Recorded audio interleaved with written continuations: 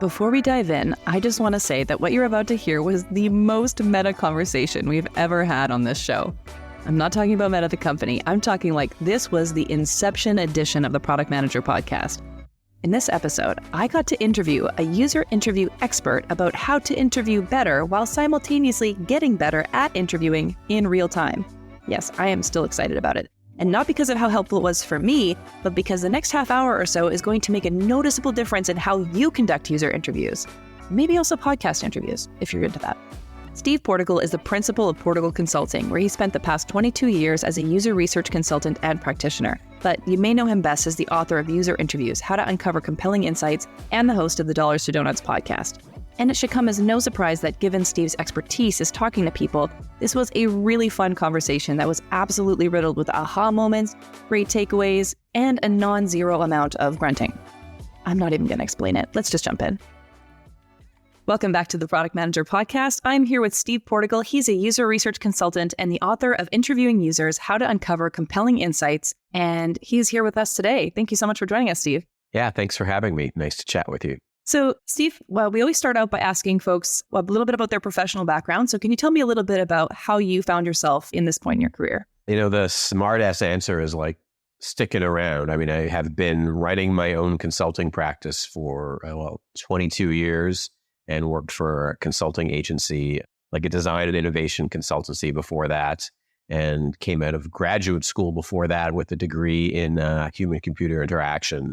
And I think it's, if you sort of go from backwards forwards, it's a journey of figuring out what is it that I do and, learning and re-examining. Even though I've had this practice that I'm in now for 22 years, which feels like a long time, it's probably like 4 or 5 jobs that I've kind of had, because what I do and what I know and what the market is and, where I am trying to provide value has kind of shifted. So I don't know, I guess it's, I don't know if it's a blessing or a curse to kind of stick around long enough to realize that what you know no longer applies and kind of reinvent and pivot and evolve. But it's, in some ways, it isn't even that. It's just I've been, working as a user researcher for, 25 plus years. And doing what I do has, I could argue it either way. What I do is the same and the context around me has changed. Yeah. Prior to writing the book, so you've been a practitioner for up to 25 years. So how has that sort of evolved? When you talk about the context having changed around you, how has that impacted your work? Yeah, and maybe I'll just point to the book a little bit as to answer that. And this is a second edition of a book that was first published in 2013. And going back to something that I wrote 10 years ago, the things that I'm sure we'll talk about, some of these things, like the way that we talk to people and interview and listen and try to get information from them, like a lot of that is pretty evergreen. It's about people and so on. But the context that has changed, there weren't in-house user research teams at, and UX teams, of a substantial size at many, many companies. And I realized, like, while we're talking, a lot of this is in flux. There's been a lot of sort of changes in the industry and staffing levels and so on. But if you look at, 10 years ago, 20 years ago, being a consultant was great because we were the only ones that did this stuff. There was organizations didn't know what to do with us, where to put us in the hierarchy, what teams would look like. So that context has really, really changed. So who's doing research? And in fact, right, it's not just researchers doing research, and we can talk about that if you like too, right? But that's not something that was necessarily true or that was embraced or supported. Maybe it was a thing we didn't want to talk about 10 years ago, 20 years ago. Anyone can talk to customers, but they shouldn't. Only people that, have the title or the training or the discipline should. So I think we collectively all recognize, hey, there's a lot of value in doing this. We have different people doing it. We have organizations with more mature, senses of how to staff this, how to lead it, how to manage it, how it integrates, where it sits. I don't think these are solved problems at all, but these weren't even topics for discussion kind of going back. So, that's the world changing around me, right? That's the, who I work with and, what my contacts are and what I have access to with my clients has really changed over this period of time. Even if teaching people how to research and doing research myself is sort of, it's always the same because we're trying to build these skills about people, but the world of doing business has changed. And I think for the better, right? I mean, I think something is always lost and gained when things have changed, but the embrace of this work, the fact that you and I are having this conversation today, across, I'm going to make air quotes, across discipline boundaries, it feels perfectly natural. And there was a point when it wouldn't have. So I think that's just all tremendous evolution over the years. I would agree. And calling back to the idea of building skills, one of the skills that I'm hoping we can build today in this episode is about interviewing users, which is the focus of your book, Interviewing Users, How to Uncover Compelling Insights. We have a second edition out, which is fantastic. So what was it about interviewing users specifically as a craft that really compelled you to write this book? It's such an interesting topic because it sort of builds on a thing that everybody does, talking. And then maybe it's asking questions and listening, but those are things that we do. It's part of just interacting with people. And I think the more that I did it, and, as I had chances to teach people, going way back and still part of what I do, it was always sort of a fun topic to help other people with because it involves unlearning as well as learning. Like the idea that we think we know how to do this, I think is deceptive. It makes it a challenging topic, I think, in an exciting way. And, again, we talked about sort of how we've all kind of grown as in our practices. I don't hear people tell me anymore as much as I used to, like, oh, I can do that. It's just talking to people. I don't hear it dismissed as much. And I think maybe I hear more like fear or intimidation or uncertainty about doing this. And I don't want anyone to feel bad about it. But I think for people who are researchers, we kind of like, you take any topic, anything, and you kind of scratch the surface and you're like, oh, there's more there. And you peel something back and you're like, oh, there's more there. There's more there. And so just having spent years, these years that we've been talking about of my, duration, digging into it, being more specific, unpacking it, communicating to other people, felt like, I had going back to the first edition, I felt like, I had a lot to say. And, even coming back to it 10 years later and thinking, and we've talked about sort of the changes around us, if you reflect on that, like, there's new things to say. But even if the practices haven't changed, it was lots of fun to go back to, guidance or tips and realize, I have a better explanation for that, or I have a new story, or I have another mistake that I've made that I can keep digging deeper and try to hone the guidance so people can kind of act on it. So it's work that I find interesting and sort of, to nerd out on and try to, convey it in a way that other people can get some value out of it.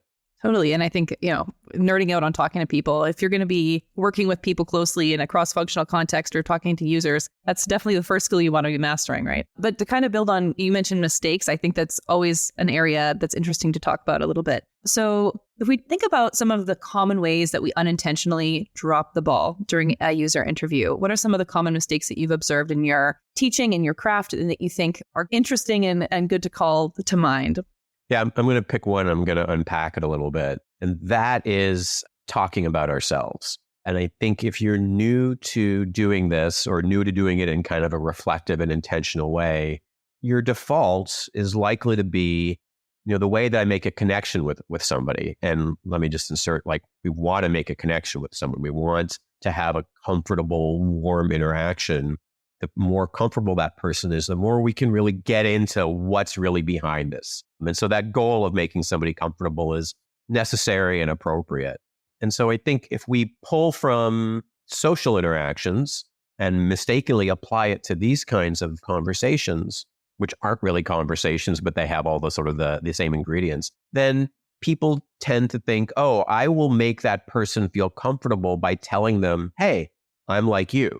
So when someone says, I'm just burned out on all these like Star Wars cinematic universe series, I can't keep track of anything. And you think, oh my goodness, this new one, just I didn't know what was going on. And like you have that OMG, me too kind of response in an interview. I think people's impulse is to, convey empathy and sort of say like, yes, I know it was terrible. Like, what did you think of this? And like really, and start bringing themselves into it as a way to make a connection. And if you're at a social event, that's like a perfectly legitimate thing to do, but it actually is the wrong thing to do in an interview. And these are all, I'm going to make declarative statements, but I think there's all these interesting caveats behind it. So when someone says, and now I guess I'm locked into the silly example. Someone says, the Star Wars cinematic universe is just too complex for me. You can ask them a follow-up question about that. Like keep it on them. Oh, what's the last show that you saw? did you have a favorite?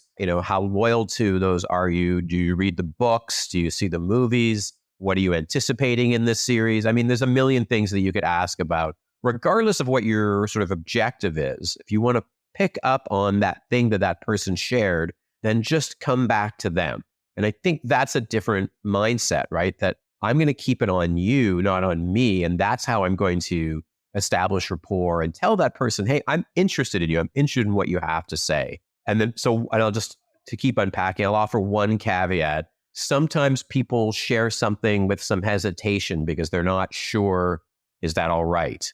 So I interviewed somebody who worked in kind of a criminal justice case management role. And as they started talking about it, I saw some similarities between the kind of work that my partner does. And I didn't say, oh, my partner does that. I didn't talk about myself. And we got quite far into the interview.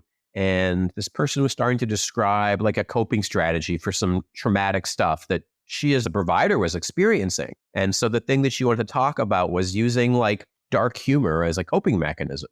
And she started, and then she got super hesitant, right? She was exposing herself to being judged by me. I think that's a normal reaction. And so that's when I said, and I gave an authentic response. I said, right, my partner works in a similar field, and I see sort of how they cope, and I see the presence of dark humor in their communications. I didn't say it exactly like that, but I basically normalized what she was starting to share. And that's when, it unlocked her. And I'll tell you, I make this mistake myself. I talk about this in the book a little bit, where I've, tried to connect with somebody based on where they lived and they were just not interested. And I realized, oh yeah, why would they possibly be interested? And I will say, I describe this in the book. So I've talked about this. I made this mistake about a year and a half ago, and like it really stung because, I should know better than this. And so that made me a little more aware of it. And then I had an interview a few months later. And so right before we turned on the recording, we were talking about me as an expat Canadian, but I've been living in the United States for a long time. So there's sort of an identity that you carry as an expat Canadian and wanting to identify with other Canadians or talk about Canadian things or whatever. It's a little annoying thing that we do when we move here from Canada. And so I interviewed somebody from the Canadian branch of this American company, and he had a lot of gripes about how Americans don't respect Canadians. He was, the way, the spelling with the U and in words, and just, I think the typical stuff, right? And he was really kind of laying into us. And I was perceived as being an American. I mean, I am an American, and every fiber of me was just screaming like, I know, right? And wanting to tell him like what my journey was like to be accepted and having to get over those things. And the interview was not about me. And he did not need me to accept or normalize his complaints about, cultural dominance of one country over there, all the issues that Canadians know about. And so I just kept my mouth shut the whole time about that. But boy, it was killing me, right? And so I think that feeling of wanting to share something that someone talks about that provokes a strong reaction in you is real, and you got to kind of sit with that. And then I think the mistake is to give into it just kind of willy-nilly and not be judicious as to where it's going to help that person, where it's going to help the interview. Okay, this is fascinating because I obviously identify with that conversation as well, but also, I'm interviewing you now, so the tables are kind of turned in an interesting way, and I feel like I'm gaining some really useful skills for my future. And not to say that I consider myself an advanced interviewer, but hopefully all of us are kind of aiming to get there, anyone who makes it a part of their line of work. So let's talk a little bit about some of what you might call like advanced interview skills, so things you maybe learned a little bit later in your career. We've talked about the don'ts. Let's talk a little bit about the do's. What are some of the skills that we can work on that can really help us extract a lot more value from our conversations with users? So this is going to sound like a non-answer, but one of the things I love to do, this is just a weird thing, but even since being a little kid, when you get a tangerine and it has just the right kind of loose skin, is like try to peel it in one, right? Maybe you need that starter one to kind of open it up, but just like, I don't know, it's an obsession thing or something like that. But I bring that up as like a weird example. Like that is sort of an ideal for the interview. And what I mean is that the interview could be all follow-up questions. And so we prepare for the interview, we write questions, we sequence them, we think about how they're going to go. But I sort of aspire to or fantasize about having the interview just be everything is a follow-up question. And it doesn't mean that I'm not asking the questions that I've written, but I might ask them in a different sequence, or I might ask clarification questions, or, tell me why that is, like all the follow-ups that are not going to be in your list of questions. Your questions are kind of higher level topics. And so the craft is like, how do you kind of sort of weave that? I guess it's a tangerine, but it's something you're kind of weaving. How do you kind of weave that path through what you've written, what emerges, but so that you don't sound like you are like a verbal survey where you the question, answer, and then you go on to the next thing. And I think there's like baby steps that you can take, which is just to remind yourself, ask follow-ups, like look for things that aren't clear and ask follow-ups.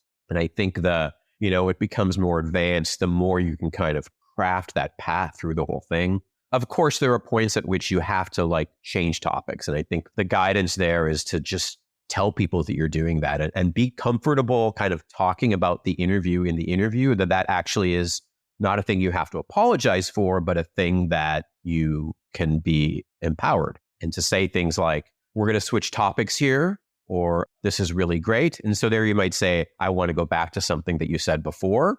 Like you're talking about the map in the now I've got a map, I've got a thread, and I got a path, and I've got a tangerine, whatever, every metaphor here. However you kind of flow through the interview, you can talk about it. And that actually is really, I think, very helpful to someone, so that it doesn't feel abrupt, right? You ask a question about this, now you ask a question about this other unrelated thing. You say like, I'm going to change topics here. I'm going to come back to something that you said before. Just to wrap up, I want to cover a couple of last things very quickly because I know we're out of time. All those sort of management things that you do, that's when you can't peel. You choose not to peel the tangerine, and like you reach the stopping point. You switch lanes to start another kind of flow thing. And then you do follow up. And it's a dance. And I think when I train people, boy, I've got every metaphor in here now. When I train people, they like practice writing questions and they practice doing the interview. And that first thing they see is like that writing the questions is like a hypothesis about how the interview is going to go. And guess what? You meet a real person to start talking to them. It doesn't go like that. And they realize that those questions are a tool for them to use, but they have to be able to ask follow-ups and guide the conversation, not just speak the words of those questions. And so that's, I think, part of the evolution of a researcher to get from that beginner to that advanced stage that you're asking about. Okay, so I'm going to try practicing this skill and putting it into practice. So let's say I want to, maybe I'm doing a moderated usability testing or something like that with the user, and I want to really focus on just follow-up questions. Do you have like a anecdote or a sequence in mind or something like that you can kind of pull from your experience that can kind of give us like a practical example of what the follow-up question after follow-up question could look like? I think I think there's probably two. I'm going to speak in generalities, even though you asked me for a specific here. I think there's two classes of follow-up questions, and you just did one, which was the give me an example, right? You took I spoke in a generality and you asked for a specific. And so I think there may be more than two now that I say that. That's a really good technique, and sometimes you get like a crappy answer like this one, which is like, no, I don't have a specific example. Are you then going to try something else? Or are we going to move on? Like, I think you have to make all these decisions. I think there's follow-up questions where you just ask for clarification. Wait, was that before you wrote the book or was that after you wrote the book? When you said you couldn't click on it, which feature were you talking about? And then I think there's the more subtle one, which is where the next question on your discussion guide is presented not with that sort of, TV interviewer abrupt change, but is sort of asked in a way where you say things like, well, now having said that, what would you expect? Or you put some joining words in, or you just change the way the question is phrased, or even the emphasis in your voice so that it feels like it's building on what they've just said.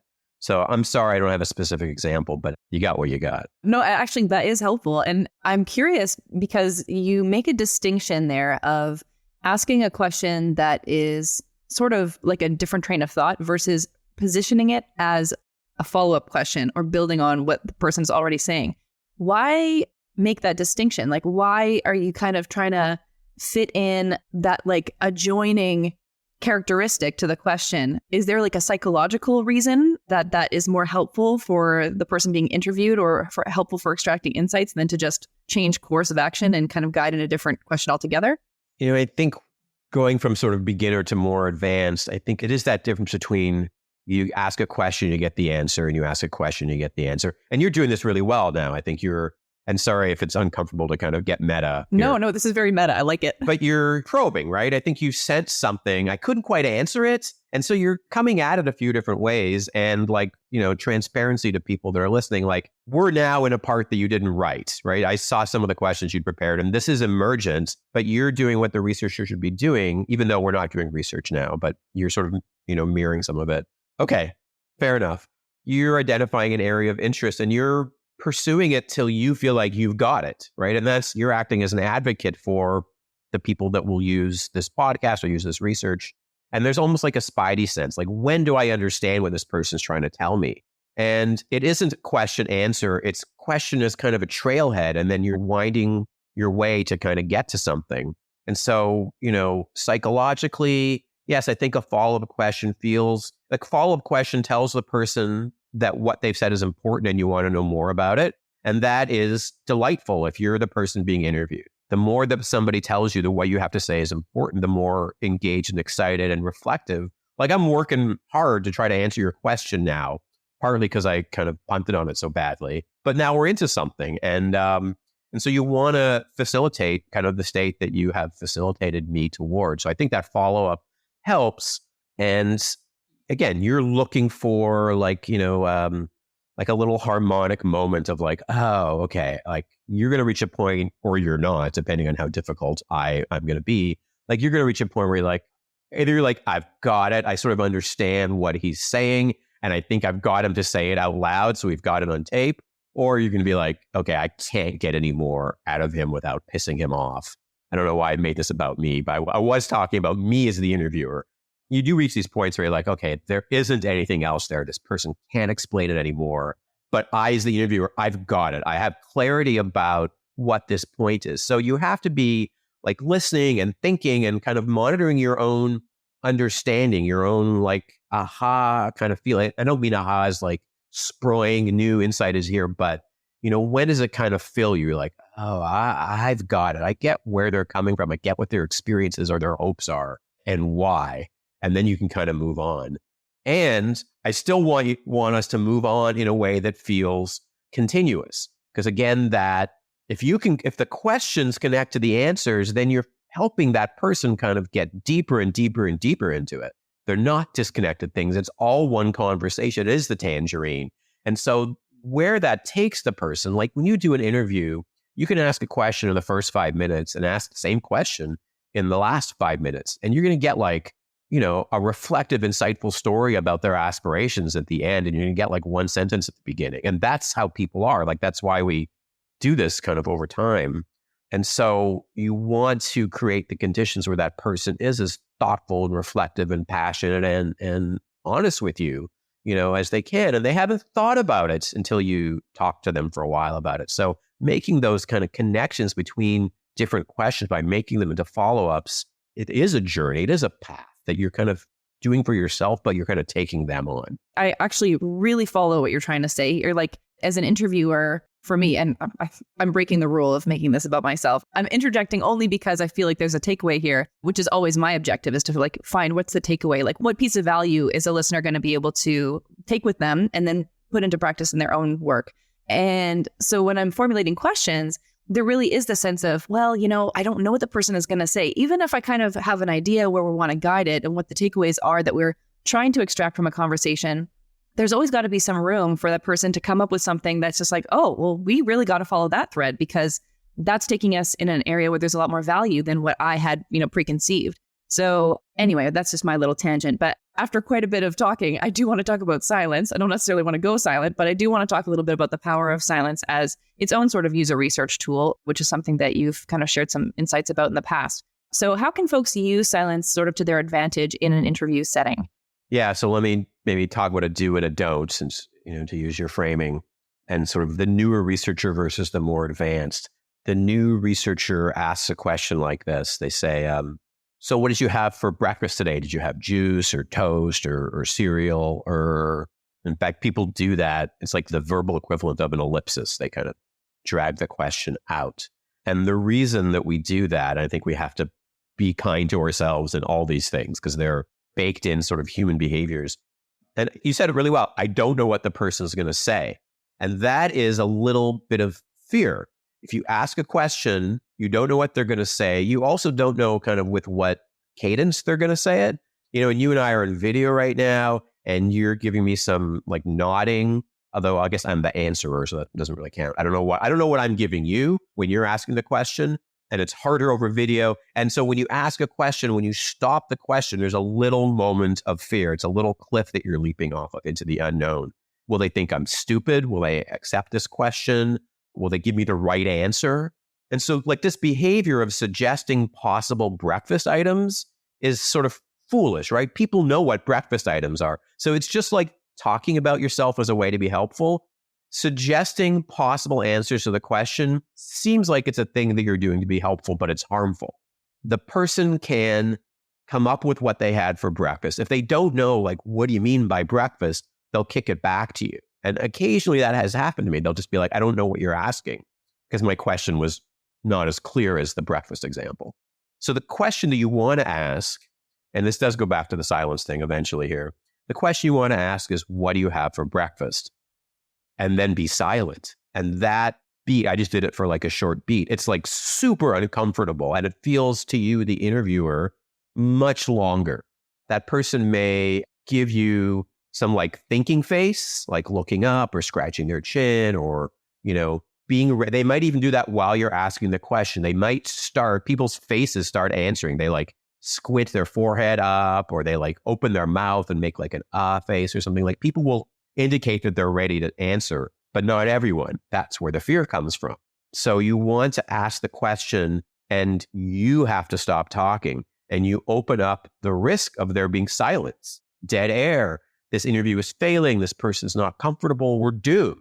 And, sometimes I say, like, just give yourself something to do. Like it's a monkey brain thing, right? Your monkey mind is like, oh my goodness, what's going to go on? So even if you just say, not with your mouth, but with your brain, like, let there be silence, let there be silence. Like, just give your brain something to do, and then kind of hold your eye contact and hold your kind of body language to look interested in. It'll work out. And again, the risk here is in putting the answers in the question. So when I say to you, what did you have for breakfast? Did you have, toast, juice, or cereal? It starts to become a multiple choice question. And that is fine maybe the first time. Person will say, no, I didn't have any of those. I had coffee and I don't eat breakfast. By the 9th time you do that, you have trained them what it looks like to do a good job for you. And I think as we build our sort of experience in this, we start to realize how much power we have in the situation. We have a lot of power. People want to do a good job. They want to please us. So the more you tell them what good looks like, the more they perform that way. And so if you don't use the silence, if you don't just let it kind of hang, then you're training them to answer within the set. And what you're saying is like, possible answers for breakfast items include some of the following. You're not saying choose one of the 3. You're just suggesting in a helpful way, but it's being perceived as, oh, these are the answers that you kind of want. You're making it harder for them progressively to tell you what their actual experience is. Kind of like you're setting up like a multiple choice when you want to set up a mental long form answer box. Yes. And that's a really good example because there's another silence piece here. So, right, thinking about in those survey things, there's a long form answer box, and there's a 1-line answer box. So, if I ask someone, what did you have for breakfast? And I just stop and they say, I had orange juice. And then I say, what kind of refrigerator do you have? This is the follow-up thing, right? If I move on to the next question, I have cut off any chance of that single line being a long form. And the fact is, if I ask somebody what they had for breakfast, they don't know how much I want to know about any of this. So they're going to start off with orange juice. And this is the second piece of the silence. So I don't have to ask another question. So I just went on and on about follow-up for 45 minutes. Your follow-up could simply be nothing. You can also nod or raise your eyebrows or say, you don't even have to say, mm-hmm. You can just say, like almost a grunt, that sort of auditory feedback that just confirms that you've heard them.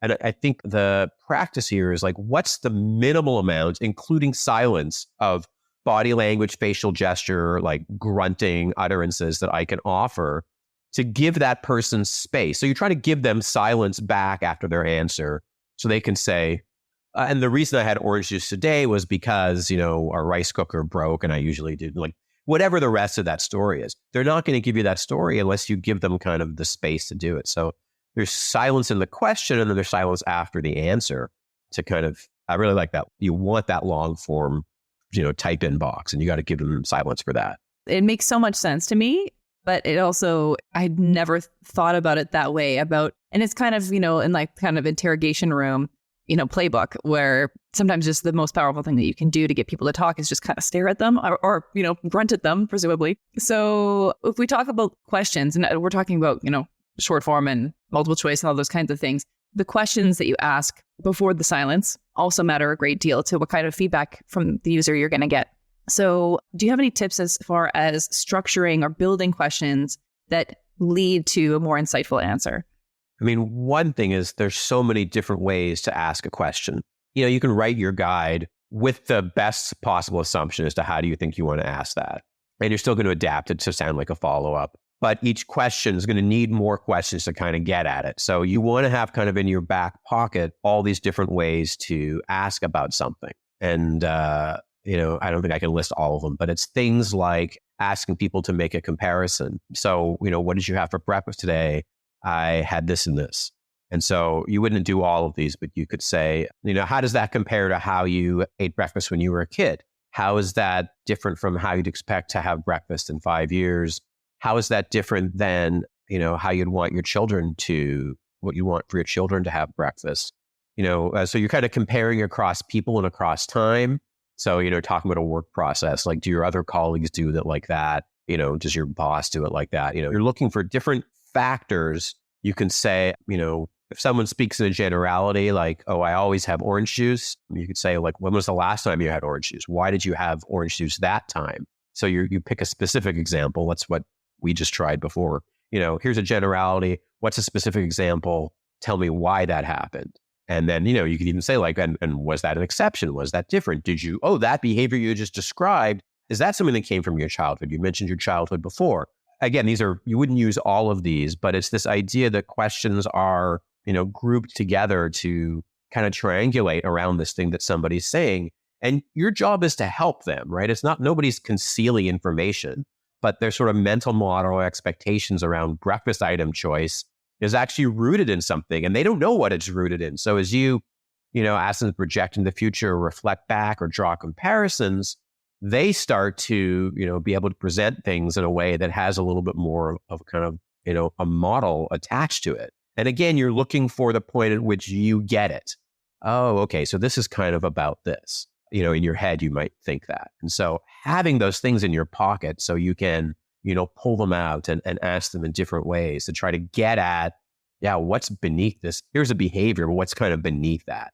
Something I really wanted to make sure that we end off on before I let you go is bias, because we always hear that interviewers should be as unbiased as possible. I know you have some thoughts on bias in general. So how should we think about bias in a user interview context? Right. And that word in our society outside the domain we're talking about today, it's a really bad word, right? It talks about discrimination, racism, sort of everything that is screwing up our society is kind of, is bias, and, talk about hiring bias. So the word is a bad word. But I think when we talk about bias, in interviews, we're talking about cognitive bias.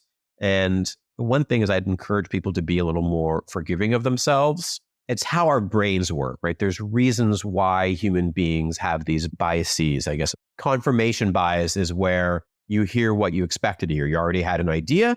And so when you hear somebody say that, you're like, yeah, see, I was right.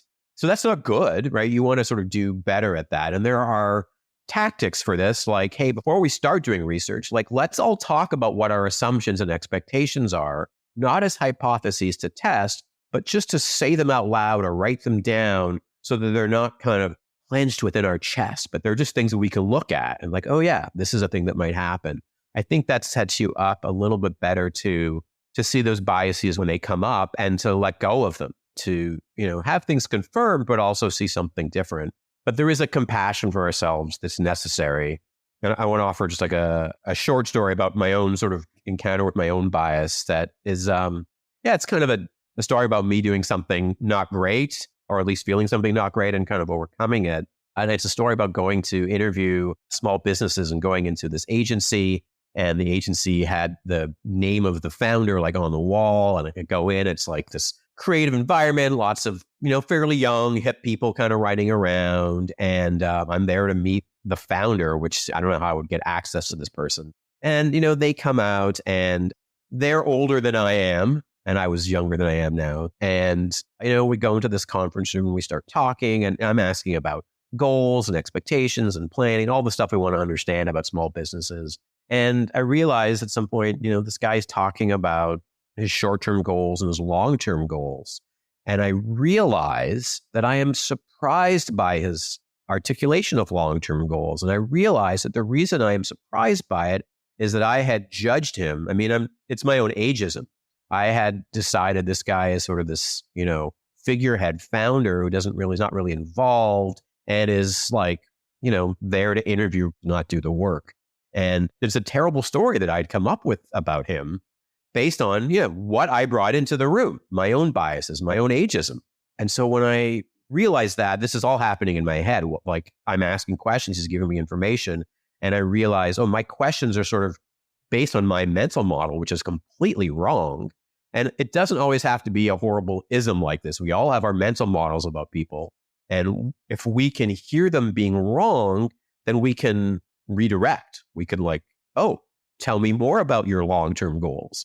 And so as a researcher, yes, I wish I was a person who didn't participate in isms and was not, ageist myself. But we all are some amount to some extent. And I think, there's a very unkind way to have that manifest itself. And there's just a more normal human level of that. And I don't know that I can be the arbiter of what those levels are. But I'm not saying this to be proud of my ageism, but just to be kind of, full disclosure with everybody.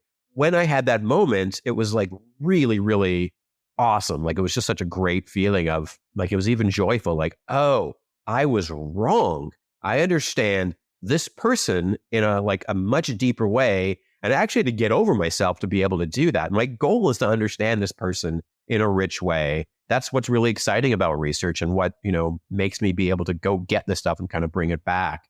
And so again, they're not always this extreme, but you often have to get over yourself a certain amount. So, what was happening for me was I could hear myself. I could hear where I was, almost clenching, like trying to steer his story a certain way, and he was steering it another way.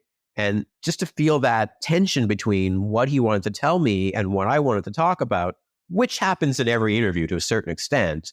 And some of that's just topic-based, but here it was sort of identity-based. And so there was insight for me in that about myself, about the topic, about this guy, and I say that, at the risk of being judged for, my own bias, but with the hope that, we can all get better at hearing our own bias and, in the moment and kind of grappling with it and being intentional about the choices we make in the interview to kind of get to what we're trying to get to. Steve, I think you put it so succinctly there, because I think we all can really take a step back, whether we're doing user research or not, to just be more open-minded and prepared to have our biases challenged, especially in the world we live in right now. So that was a very poignant way to end the episode, and I really appreciate you sharing all of your comments. So Steve, now everybody's clamoring to buy the book. We'll have a discount code in the show notes, of course, but where else can people find you if they want to follow your work online? Yeah, 2 places. My website is my last name, portigal.com. So if you know my name, you can find me there. I post about user research and the work that I'm doing. I'll post this episode there when it goes out, so you can learn stuff that way. And LinkedIn, I think, is where I spend a lot of time kind of talking about work and work adjacent kind of things. And so if you know my name, you can find me on LinkedIn, and people are welcome to connect with me and, continue our dialogue there. Awesome. Well, we hope to see you there soon. And thanks so much for being on the show. Thanks for a great conversation. Thanks for listening in. For more great insights, how-to guides, and tool reviews, subscribe to our newsletter at theproductmanager.com/subscribe. You can hear more conversations like this by subscribing to The Product Manager wherever you get your podcasts.